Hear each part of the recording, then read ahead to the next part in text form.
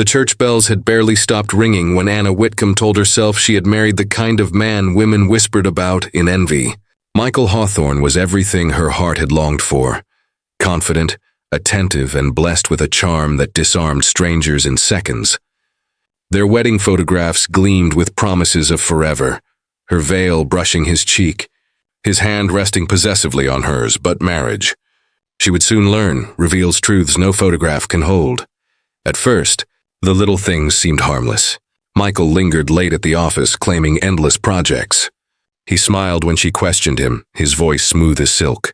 "You worry too much, Anna. I'm building a future for us." His reassurance felt warm, yet beneath it was a current of distance she couldn't ignore. Nights grew longer without him, and when he returned, there was a hollowness in his gaze, as though part of him remained elsewhere. The house that once rang with laughter became heavy with silence.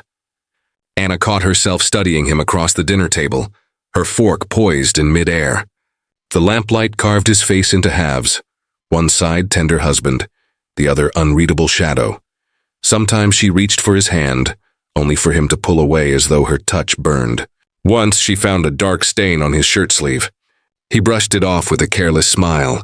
"Spilled wine at a client dinner," he said, yet she noticed he hadn't been drinking when he came home. The unease was small but relentless, an itch at the back of her mind. She tried to bury it under love, convincing herself she was imagining things. After all, wasn't this what every wife did? Trust her husband despite unanswered questions? Still, as she lay awake listening to the tick of the clock and the empty side of the bed growing colder, Anna felt the first quiet fracture in her perfect marriage. A fracture that would soon split wide open the night she discovered Michael's first lie. The fracture widened just 2 weeks later. Michael had kissed Anna goodbye at breakfast, promising a long evening at the office. Yet by nightfall, something in her chest refused to quiet. She slipped on her coat, took the car, and followed the path she knew too well. His black Jaguar was there, idling on a desolate street far from the city center. The fog hung heavy, curling around the lampposts like smoke. Anna's breath caught as she parked a short distance away, her hands trembling around the steering wheel. Why here? Why lie? Her phone screen glowed in her lap. She thought of calling him, catching him in the act, but fear clenched her throat. Instead, she waited, each minute stretching like a rope pulling tighter around her lungs. When he finally appeared, striding from the shadows, his suit unrumpled, his expression unreadable, the relief she expected never came. Instead, dread crawled through her like ice. She confronted him the moment he walked through their front door. "Michael, I saw your car tonight. You weren't at the office. Tell me the truth." His eyes, usually warm, flashed with something sharp. He stepped closer, towering over her, the weight of his presence pressing against her chest. "You followed me?" "Anna, do you know how pathetic that sounds?" "I had a right to know where you were," she fired back, her voice breaking. Michael's laugh was cold, brittle as shattered glass. "You've let your imagination run wild. One whisper of doubt, and suddenly I'm some villain sneaking through alleyways. Do you hear how paranoid you sound?" His words slid under her skin like blades, turning her fear into guilt. By the time he wrapped his arms around her shoulders, his tone softened, coaxing. "You need to trust me, darling. You're the only one I've ever wanted. Don't ruin what we have with foolish suspicions." Anna stood rigid, every instinct screaming to resist, but she let him kiss her forehead. Outwardly she nodded, inwardly she recoiled. That night she stared at the ceiling long after his breathing grew steady beside her. The seed of doubt had taken root, and no tender word could drown it. For the first time, Anna understood. Michael's lies were not slips of carelessness. They were deliberate, and they carried a darkness she was only beginning to glimpse. A darkness that whispered louder when she stumbled upon the box hidden in his study. The memory of Michael's laugh, cruel, dismissive, still stung when Anna stepped into his study one quiet afternoon. He had left for a supposed business meeting, his cologne lingering in the air like a phantom. She hadn't planned to snoop, but the silence of the house pressed on her until curiosity became compulsion. The room was immaculate, every file stacked neatly, every book aligned with precision. Yet behind the lower cabinet, her fingertips brushed against something rough. A small wooden box shoved deep into the shadows. She hesitated, heart thudding, then pulled it free. The lid creaked open beneath her trembling hands. Inside lay photographs, faded, grainy, and horrifyingly familiar. Women stared back at her, their faces frozen in life but stamped in death on yellowing newspaper clippings folded beneath them. Headlines leapt out in stark black ink. Unsolved murder in Surrey, woman vanishes in Kent. Body found in River Lee. Anna's breath quickened. Each face bore a resemblance that clawed at her nerves. Fair hair, slender frame, eyes that mirrored her own reflection. It felt like staring into versions of herself, erased and forgotten. Among the papers were letters handwritten in a jagged scrawl, words blurred with age yet still venomous. One read, "She trusted him." That was her first mistake. Anna dropped the letter as though it burned. Her pulse roared in her ears. She tried to summon reason. Perhaps Michael had a morbid interest in true crime. Perhaps these were remnants of research for some unknown project. Yet the excuses felt feeble against the weight of evidence before her. Her phone buzzed suddenly on the desk, the sound shattering the silence. It was a message from Michael. Home soon. Miss me? Her stomach twisted. She stuffed the clippings back into the box with shaking fingers, shoving it where she had found it. But the images seared themselves into her mind. She could still see their faces when she closed her eyes, still hear the whispers of unanswered screams. By the time Michael's footsteps echoed through the hall, Anna was seated calmly with a book, her knuckles white against the pages. Yet her mind replayed the chilling question that refused to be silenced. What if she had married the very man those headlines feared? And what would happen if he discovered she knew? Anna's nerves were raw, every sound in the house setting her on edge. The box in the study haunted her thoughts, though she had hidden it back exactly as she found it. She told herself he would never notice. But Michael noticed everything. That evening, as candlelight flickered across the dining table, his eyes lingered on her a beat too long. His smile was polished, charming, but it carried a weight that pinned her in place. "You were in my study today, weren't you?" His voice was soft, almost tender. Yet the words struck like a knife. Anna froze, the fork slipping from her fingers with a sharp clang. "I was just tidying." The cabinet was open. Michael leaned forward, the glow of the flame cutting his face into shifting light and shadow. "Tidying. Or snooping." Her lips parted, but no words came. His expression never faltered. Calm, composed, but his eyes burned with quiet accusation. "You're making yourself sick with fantasies," he said, reaching across the table to touch her hand. "You build ghosts where there are none. Do you know what that does to a marriage?" "I only want honesty," she whispered. "Honesty?" His voice sharpened before smoothing again, like a blade drawn and sheathed. "You don't trust me, Anna, and mistrust ruins everything." Tears pricked her eyes, shame curling through her chest. He had twisted the fear into fault, making her feel the trespass was hers. That night he pulled her close in bed, his breath warm against her ear. "You're safe with me," he murmured, words heavy with finality.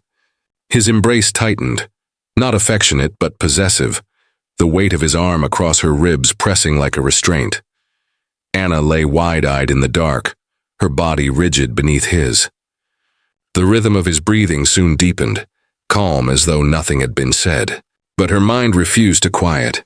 She thought of the clippings, the faces that mirrored her own, and the stain on his sleeve. The image of safety he painted was collapsing, and when the news of the murdered woman broke, the illusion shattered completely. Morning light spilled weakly through the curtains, but Anna woke to the sound of the news humming from the living room. Michael had already left for work, his coffee cup still half full on the table. She padded across the floor, pulled by the anchor of a voice on the television. "A body was discovered late last night in Ashcombe Woods," the reporter announced, standing before a backdrop of flashing sirens and police tape. "The victim has been identified as 29-year-old Claire Henshaw." The screen flickered with an image of the woman. Anna's breath caught. She had seen that face before, not on television but in the wooden box, a clipping folded with the rest, marked with the same familiar scrawl. Her knees buckled and she steadied herself against the wall. It wasn't a relic of Michael's past, not a morbid collection of curiosities. The deaths were still happening. She sank onto the sofa, her reflection trembling in the dark glass of the television. Each word from the reporter hammered into her skull. Isolated location. Signs of violence, investigation ongoing. Her phone was in her hand before she realized it. She scrolled to the number of the local police station. Her thumb hovered over the call button, the weight of decision crushing her. She imagined herself speaking, her voice shaking, trying to explain how her husband's private box mirrored a fresh murder. They would laugh, or worse, call Michael. He was respected, untouchable in the eyes of others. She set the phone down, her chest heaving with silent sobs. That evening, Michael returned home whistling, as though the world had not shifted beneath their feet. He dropped his briefcase by the door and kissed her cheek with practiced ease. "You look pale. Long day?" Anna forced a nod, her lips too stiff to form words. She studied his movements, the way he removed his jacket, loosened his tie, ordinary gestures masking something feral beneath. At dinner, he spoke of mundane things, a new contract at work, a dinner invitation from a colleague. Yet every word fell into her ears like poison, because she now knew the truth his smile concealed. She went to bed with her pulse pounding, unable to sleep beside him, her eyes locked on the ceiling, waiting for the rhythm of his breathing to slow. That was when she heard him whisper into the dark, words not meant for her but chilling all the same. "I can't stop, no matter how much I try." Anna found him in the living room just after midnight, the glow of a single lamp cutting the darkness into cruel shapes. Michael sat hunched forward on the sofa, his hands covering his face, shoulders shaking with uneven breaths. For a fleeting second, he looked like a broken man. She stood frozen in the doorway, torn between fear and duty. "Michael?" He lifted his head slowly. His eyes glistened, but the smile that curved his lips was strangely hollow. "You don't know what it's like, Anna. To want something so badly that it eats you alive. To fight it and lose every time." Her throat tightened. "What are you talking about?" He leaned back, voice low, almost reverent. "I've tried to stop. God knows I've tried. But when the need comes, it takes me whole. It isn't a choice, it's a hunger." Anna's chest constricted as though the air itself had thickened. She clutched her wedding ring, twisting it until her skin reddened. "You're scaring me," she whispered. Michael chuckled softly, though his eyes brimmed with something darker than sorrow. "You should be scared. Not of me, but of what I become when the hunger wins." He paused, fingers tapping restlessly against his knee. "The world will never understand. They paint monsters in the headlines, but none of them see the torment underneath. I am not evil. I am trapped." Every word dug deeper, a confession wrapped in denial, half regret and half pride. He was not admitting, not fully, yet his meaning was clear enough that Anna's blood turned cold. She wanted to scream, to demand the truth in blunt words, but fear sealed her lips. Instead, she sank into the chair opposite him, her body rigid, eyes fixed on the man who was no longer her husband, but something else entirely. The silence stretched, heavy and suffocating, until Michael finally rose, brushing past her with a hand on her shoulder. "You'll stay with me, won't you? No matter what I am?" Anna could not answer.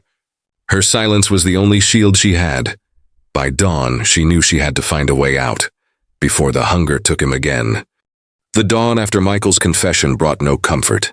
Anna dressed quietly, moving through the house with the precision of someone who no longer felt safe within their own walls. She had made her decision in the silent hours of the night. She would leave before his hunger consumed her too. She began small. Coins and notes slipped discreetly into an old cosmetics bag beneath the sink. Spare keys hidden in the lining of her handbag. A suitcase packed with essentials, shoved far under the bed where dust gathered thick as secrecy. Every step felt like treason, yet also like survival. But Michael was sharper than she had imagined. One evening, as she folded laundry, he appeared in the doorway, his gaze fixed on her too intently. "You've been distracted lately," he said softly, his tone kind but his eyes as cold as steel. "Are you unhappy here?" Anna's heart pounded, but she forced a smile. "Just tired, nothing more." His silence lingered, stretching longer than comfort allowed. Then he crossed the room, pressing a kiss to her temple. "I'd know if you were lying to me.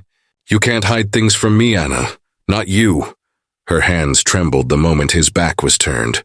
He was watching her more closely now, appearing in doorways she hadn't expected. asking questions that seemed harmless but cut too deep. When she slipped outside to post a letter, he asked whom it was for.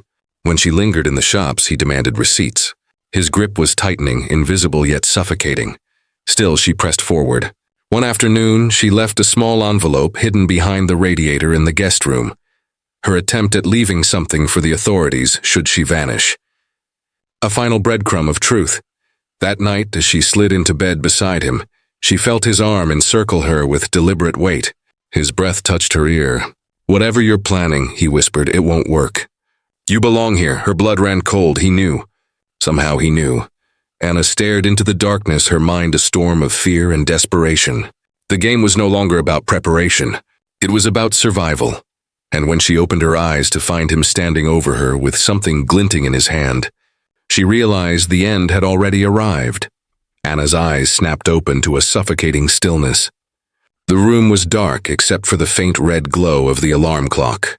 Michael stood above her, his figure carved in shadow, a knife glinting faintly in his hand. Her breath caught, frozen in her throat. The blade's edge shimmered with a dark stain. "I thought you understood me," he whispered, his voice calm, steady, almost tender. Anna's heart pounded so violently she thought it might betray her. She forced herself to sit up, her eyes never leaving the weapon. "Michael, please. You don't have to do this." He crouched beside the bed, the knife resting loosely in his fingers as if it were nothing more than an extension of himself. "I never wanted to hide from you. I wanted you to see me, all of me. But you kept running, Anna. Why?" Her lips trembled. "Because you're not the man I married. You're someone else, something else." His expression softened, almost wounded. "No, I'm exactly the man you married. You just refused to believe what love really meant. Love means staying, no matter what you see, no matter what I do." The silence between them thickened, heavy as stone. Anna's mind raced.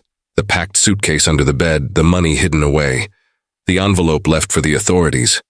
None of it seemed enough now. The exit she had imagined was gone, replaced by this single terrible moment. Slowly, she shifted, her hand inching toward the lamp on the nightstand.